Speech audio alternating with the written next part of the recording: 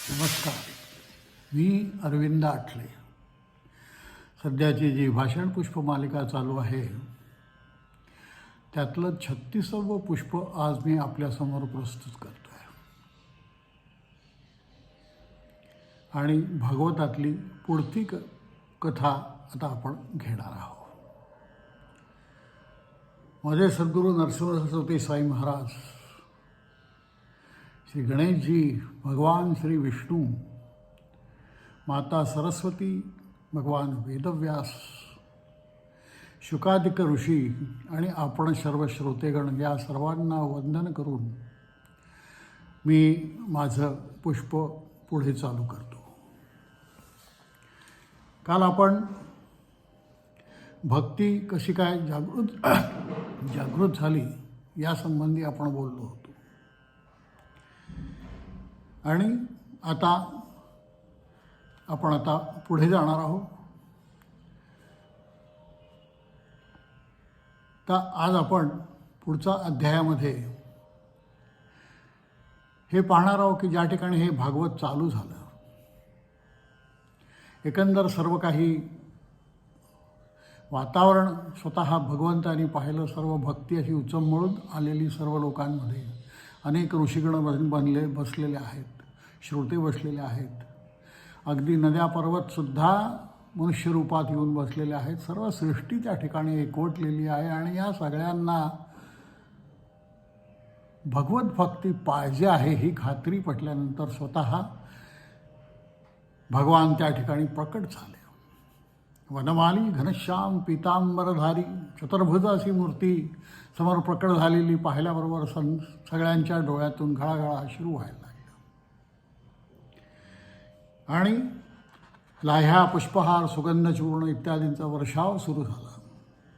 जय जयकार होऊ लागला, शंखनाद झाले आणि सर्वजण स्वतःच्या शरीराला विसरूनही भगवत रूप होऊन गेले. सर्वांना सर्वांचा विसर पडला आणि त्यांची ही तन्मय अवस्था पाहून देवर्षी नारदमुनी म्हणाले, किती अगाध असा महिमा आहे या श्रीमद भागवत सप्ताहाचा. असा महिमा, असा चमत्कार मी कधी पाहिला नाही. जडमूड, शठ आणि पशुपक्षीसुद्धा निष्प्राण होऊन पवित्र झाले. ब्रह्मकुमार आपल्यासारखे कृपाळू, दयाळू विश्वात आहेत हे सकळ ब्रह्मांडाचं खरं म्हणजे भाग्य आहे. तर आता हे ऐकल्यानंतर कोण कोण शुद्ध होतात हे आपण सांगावं अशी त्याने विनंती केली. तेव्हा कुमार म्हणाले, देवर्षी, जे मानव सदा सर्व काळ पातके आणि दुराचार करण्यात मग्न असून कुमार्गाने वागतात, क्रोध आणि काम यांनी पेटलेले, कुटिल वृत्तीचे अतिकामी आहेत, परंतु श्रद्धेने आणि एकचित्तानं असं हे 7 दिवस सप्ताहपर्यंत भागवत श्रवण पठण ज्यांनी केलेलं आहे ते सर्व पवित्र आणि निष्पाप होतात. सत्यजाना कधी माहितीही नाही.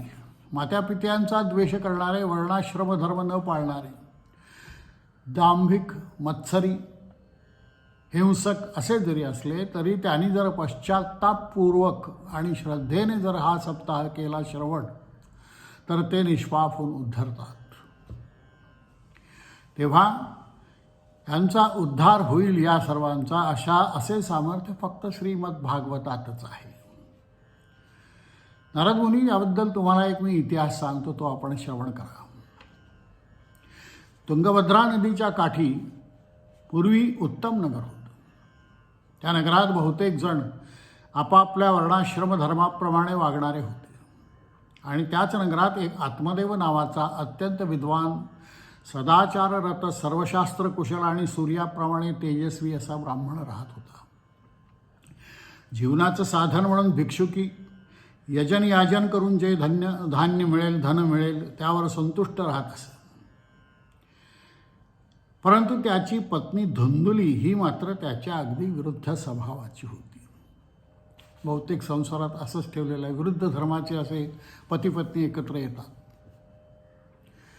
त्या ब्राह्मणाची बायको धुंदुली ही गावाच्या नुसत्या अठाठेवी करत असे. भांडणं लावणे, स्वतःचा मोठेपणा मिरवणे, स्वतःच खरं करणे असल्या स्वभावाची आणि फार बोलणारे आणि क्रूर वृत्तीची होती. फक्त ती चांगल्या कुळातली असल्यामुळे स्वैराचारी नव्हती, एवढाच एक गुण तिच्यात होता. कृत्यात मात्र ती शूर होती. भांडण म्हणलं की प्रिय. अशा स्वभावाची बायको मिळाल्यावर पंडित तरी काय करणार.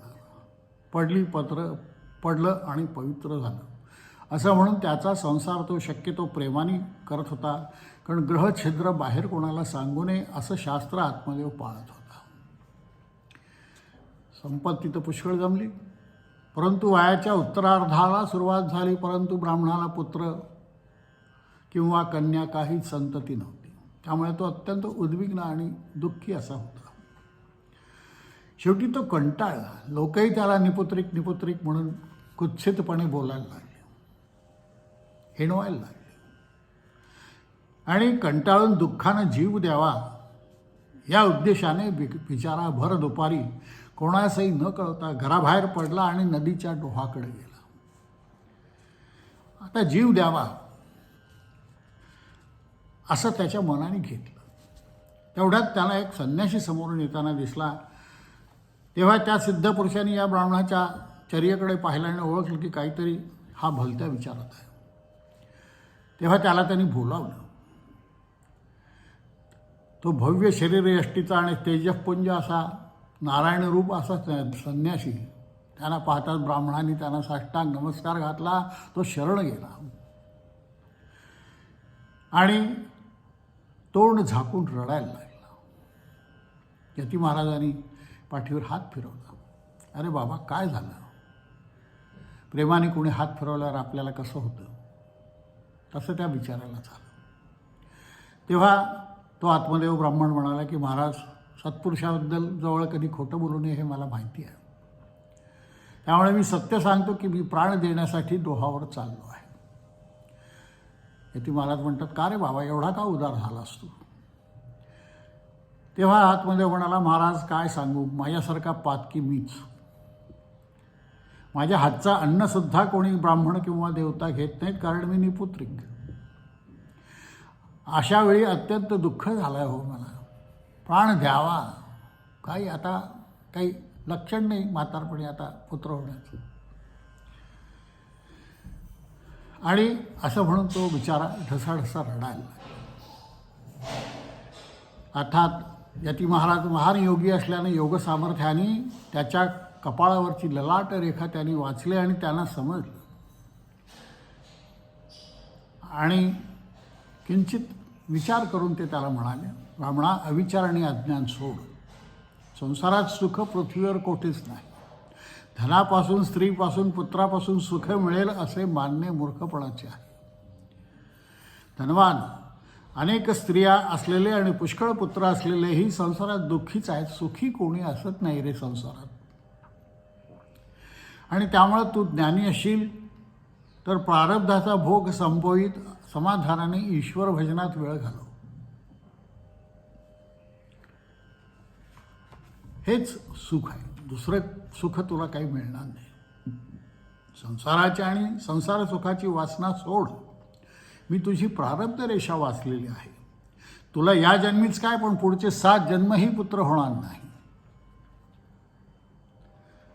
पहा, सगळ्याला अनेक पुत्र होते परंतु सुख मिळाले नाही. दशरथाला तर प्रत्यक्ष परमेश्वर पुत्र म्हणून मिळाला, तरीही तो दुःखानेच मेला. संन्यासात वासना त्यागातच खरं सुख आहे हे लक्षात ठेव. आणि ते ऐकल्यानंतर मात्र तो ब्राह्मण विचारा फडाफडा तोंडात मारून घेऊ लागला आणि यती महाराजांच्या चरणावर लोळण घेऊन म्हणाला, महाराज, मग मी तुमच्या चरणापुढेच इथे डोकं आपटून प्राण सोडतो. अंतकाळी आपलं दर्शन झालं, एवढीच पुण्याई माझी पुढच्या जन्मी काहीतरी कामात येईल. तेव्हा यती महाराजांना त्याची ती अवस्था पाहून अत्यंत दया आली. ते मनात म्हणाले, भगवंताची माया खरोखर कठीण आहे. विषयासक्त माणसाला, संसारी माणसाला कितीही अध्यात्म उपदेश केला तरी तो उकिरड्यावर दूध ओतल्याप्रमाणेच होतो. उपदेशापेक्षा अनुभवानेच मनुष्य शहाणा होतो असा विचार करून ते आत्मदेवाला म्हणाले, ब्राह्मणा, ठीक आहे, तू आत्महत्या करून आणखीन एक पातक करू नकोस. मी तुला प्रसाद म्हणून एक फल देतो, ते तुझ्या पत्नीला भक्षण करायला दे आणि तिला योग्य काळी पुत्र होईल. पण मी प्रथम सांगितलेले विसरू नको, पुत्रामुळे सुख होईल असे नाही. आत्मदेव म्हणाला, महाराज सुख नाही झाले तरी चालेल, पण निपुत्रिकपणाचा कपाळावर शिक्का जो आहे तो मात्र जाऊ द्या. माझ्या प्रारब्धात पुत्र नसला तरी आपल्या कृपेने आणि आशीर्वादाने प्रारब्धही टळेल अशी मला खात्री आहे. त्याची तळमळ आणि दीनमुद्रा पाहून स्वामींनी त्याच्या हातावर तात्काळ एक फल ठेवलं आणि पत्नीला भक्षण करण्यास दे, पुत्र होईल असं सांगून ते पुढे निघाले. आणि यती महाराजांना साष्टांग दंडवत घालून आत्मदेव आनंदाने उड्या मारीत घरी आला.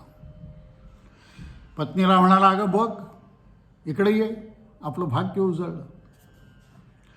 सिद्धपुरुषाने हा प्रसाद दिला आहे, पटकन हा खा आणि आपल्याला पुत्र होऊन आपलं सार्थक होईल असा त्यांचा आशीर्वाद आहे. असं म्हणून ब्राह्मणानं ते फळ पत्नीच्या हाती दिलं आणि आपण आनंदाने स्नान संध्या करायला गंगेवर गेला. परंतु ही बायको कसली हो कर्मदरिद्री. त्या फळाकडं पाहून तिने 21 आठ्या घातल्या आपल्या कपाळावर आणि सर्वांना बोलवून ती म्हणाली, पहा बरं, हे असलं फळ खाऊन का कुठे पुत्र होतो का? आणि कशाला पाहिजे पुत्र? नसतं ते बाळणपण, त्यातल्या पिढा, ते पोर, मग त्याला दूध पाजा, त्याची हागळमतनं काढा, सगळी आपली झोप आणि सगळं व्यर्थ घालवा, कशाला नको त्यापेक्षा. आणि ती रडायला लागली. थोड्या वेळाने नवरा घरी आला आत्मदेव. त्याने विचारलं, खाल्लं का बाई? ती म्हणाली, हो मगाशीच खाल्लं.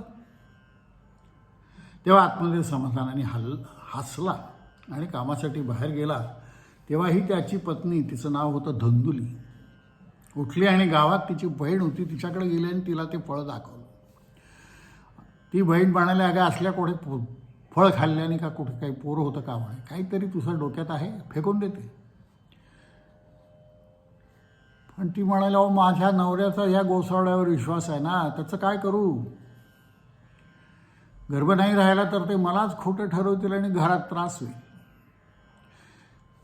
तेव्हा ती बहीण म्हणाली, तू असं कर, हे फळ त्या गोठ्यातल्या गाईला खायला दे, झाला तर तिला होईल मुलगा. तू आपली पोटाला चिंध्या बांध आणि गर्भारपणाचं सोंग काढ. पहा आता मी पण स्वतः गर्भार आहे आणि मला काही हे मूल नको आहे, तर तू सोंग कर, मला मूल झालं की ते मूल मी तुझ्यापुढे आणून ठेवणे, तुझं म्हणून सांग, संपलं.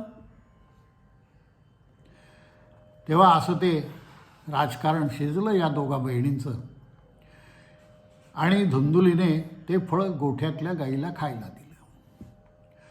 2 महिन्यांनी ठरल्याप्रमाणे धुंदुलीने सोंग आणलं आपलं गर्भार असल्याचं आणि योग्य वेळी धुंदुलीची बहीणही प्रसूत झाली आणि इकडे आत्मदेवाची बायको हिनेही प्रसूतीचं खोटं नाटक केलं आणि ते बहिणीचं मूल हिच्या खाटीवर आलं. आत्मदेव तर आनंदाने नाचू लागला की त्याला पुत्र झाला आणि नामकरण विधी केला आणि त्याचं धुंदुकारी असं नाव ठेवलं. त्यानंतर 3 महिन्यांनी गोठ्यातली गाय व्याली आणि काय आश्चर्य, अहो तिला मूल न होता मनुष्याचं बाळ झालं. गाईला माणसाचं बाळ. हा चमत्कार पाहण्यास सर्व गाव लोटलं. त्या बाळाचं शरीर सर्व माणसासारखं, पण दोन्ही कान मात्र गाईसारखे होते. बाय गाळास चाटू लागली. आत्मदेवाने बाळाला उचलून गाईच्या सडाला लावलं. गोमाता बाळास पाजू लागली. सर्व लोक म्हणू लागले की आजपासून तर आत्मदेवाचा भाग्योदय झाला. आणि आत्मदेवाने मंगळवाद्यांच्या गजरात त्या बाळाचं सुद्धा सशास्त्र विधी केला आणि त्याचं नाव गोकर्ण असं ठेवलं. पुढे दोन्ही मुलं मोठी झाली. आत्मदेवाने दोघांचं मौंजी बंधन केलं आणि मुलं आपापली गुण दाखवायला लागली. गोकर्ण हा महान ज्ञानी, कारण खरा तो त्या ऋषीच्या फळाने झालेला होता, अत्यंत सदाचारी, भगवत भक्त. त्या उलट धुंदुकारी मात्र दुष्ट प्रवृत्तीचा स्नानसुद्धा न करणारा दुराचारी आणि खलनिर्दय असा उपजला. जसं बीज तसं फळ, ही म्हण त्यांनी खरी करून दाखवली. गाईचा मुलगा इतका सुंदर, सदाचारी, ज्ञानी, भगवत भक्त आणि माझा मुलगा मात्र असा नीच दुराचारी दुष्ट निपजावा हे काही त्या आत्मदेवाला पटेना, सहन होईना. म्हणून तो रात्रंदिवस उद्विग्न आणि खिन्न राहायला लागला. धुंदुकारी मात्र पराक्रमी, रोज काही ना काही पराक्रम करू लागला. गावात जाऊन रोज माऱ्या करायचा, कोणाच्या मुलाला बेशक विहिरीत फेकून द्यायचा आणि लोकांच्या घरांना आगी लावून गंमत पाहत उभा राहायचा. अत्यंत दुष्ट असा झाला तो. दीन दुबळे आंधळे यांना तर पीडा देण्यात त्याला फार आनंद वाटायला लागला. रोज तो चांडाळाच्या घरी जाणे आणि बरोबर कुत्री घेऊन फिरत असत. जुगार, वेश्या सर्व नाद त्यांनी सुरू केलं आणि आईवडिलांचं सगळं धन नष्ट केलं. आईबापांना मारून घरातली सर्व भांडी विकून टाकली. तेव्हा मात्र सर्वस्नाचा नाश झालेला, धनहीन झालेला आत्मदेव ब्राह्मण अक्षरशः रडला. त्याला वाटलं निपुत्रिक होतो तो बरा होतो ना, हे काय माझ्या पदरात पडलं, आता काय करू, कुठे जाऊ, माझं दुःख कोणाला नको, हा जीव मी प्राण सोडतो. गोकर्ण हे सर्व पाहत असे रोज. धुंदुकारीशी तो एक शब्दही बोलत नसे. वडील विषण्ण मनाने संचित बसले असता त्यांच्याजवळ जाऊन तो म्हणे, बाबा, संसार असाच दुःखरूप आहे. मुलं कोणाची, बायको कोणाची, निष्कारण मोहात पडून माणूस स्नेह माया करतो आणि दुःखी होतो. स्नेह म्हणजे काय? प्रेम आणि स्निग्ध पदार्थ, तेल, तूप. जो स्नेहयुक्त असतो तो नेहमी जळत असतो बाबा, त्यामुळे तुम्ही जळता आहात. स्वर्गातल्या इंद्राला सुद्धा सुख नाही आणि पृथ्वीच्या सार्वभौम राजालाही नाही. सुखी असतो तो विरक्त माणूस. सर्वसंग परित्याग करून एकांतात राहणारे मुनीच सुखी असतात. तेव्हा हा मायापाश, अज्ञान सोडा. मोहामुळे नरक गतीला मात्र जावं लागेल. धनप्राप्ती, भगवतप्राप्ती आणि मोक्ष बाजूबाजूला राहतो. उद्या 4 दिवसांनी आयुष्य संपेल आणि हा देह धरणीवर पडेल. म्हणून बाबा, हा मोहपाश सोडून सावध व्हा आणि वनात जाऊन भगवंताची आराधना करा. पहा, पुत्र आपल्या पित्याला उपदेश करतोय. मनाचं वाक्य ऐकून गोकर्णाचं आत्मदेवाने त्याला अगदी पोटाशी धरलं. नेत्राशुनी त्याला भिजवलं आणि म्हणाले, बाळा गोकर्णा, काय करू रे बाळा, तू धन्य आहेस. माझं भाग्य नाही तुझा पिता होण्याचं. धन्य ती गोमाता, पण तू धर्माने माझा पुत्रच आहेस. आणि बाळा, तुझं म्हणणे अत्यंत योग्य आणि सत्य आहे. मी वनात जातो, पण गोकर्णा, वनात जाऊन मी पुढे करू काय? तप कसं करू? तूच मला सांग. खोल अंधाऱ्या विहिरीत मी पडलो आहे. मायापाशात अडकून पांगळा झाला आहे. माझी सर्व बुद्धी नष्ट झाली आहे. तेव्हा दयावंता गोकर्णा, तूच माझा उद्धार कर. वडिलांचं बोलणं ऐकून गोकर्ण म्हणाला, बाबा, प्रथम नाशिवंत आणि दुःखरूप संसाराची ममता सोडा आणि ह्या अस्थिमांश रक्तविष्ठामूत्रमय देहाची आसक्ती, ममता सोडून सर्व जग कसे क्षणभंगूर आहे ते पहा आणि पूर्ण विरक्त व्हा. सर्व वासना जाळून टाका आणि भक्तिमार्गाने चला. सत्पुरुषांची संगती जरूर करा आणि कोणाचेही गुणदोष मुळीच पाहू नका. भगवत चिंतनात आणि भगवत कथेत निमग्न राहा. याप्रमाणे गोकर्णानं सांगितल्यानंतर तो आत्मदेव त्याच क्षणी घराबाहेर पडला आणि वनात निघून गेला. त्याचं वय होतं 60 वर्ष. वनात नित्य हरिपूजन आणि दशमस्कंधाचा पाठ करून त्याची चित्तवृत्ती भगवन्मय झाली आणि अंती तो श्रीकृष्ण रूपात विलीन झाला.